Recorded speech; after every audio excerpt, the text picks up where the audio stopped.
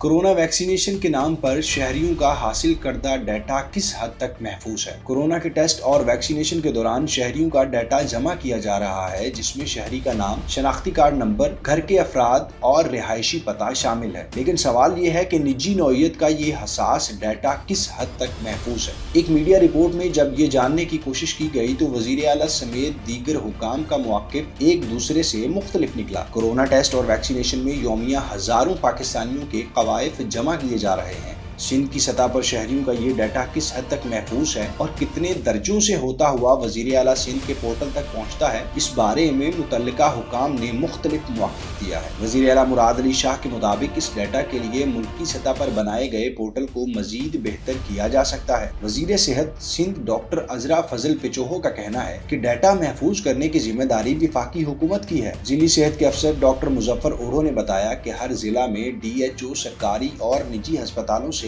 Data लेने के बाद डायरेक्टर जनरल सेहत को भेजता है। सेक्रेटरी सेहत काजिम जतोई कहते हैं कि यौमिया बुनियादों पर जो डाटा इकट्ठा होता और मीडिया को फराहम किया जाता है, इसमें ज्यादा तवज्जो लोगों की बजाय आदादो शुमार पर होती है। सिंध के शहरियों का डाटा किस हद तक महफूज है, इस सवाल का जवाब कहीं से भी नहीं मिला। पाकिस्तान मेडिकल एसोसिएशन के हुकाम का कहना है कि शहरियों के कवायद को महफूज रखना जिली, सूबाई और वफाकी हुकूमत की जिम्मेदारी है, जिसे हर हाल में यकीनी बनाया जाना चाहिए।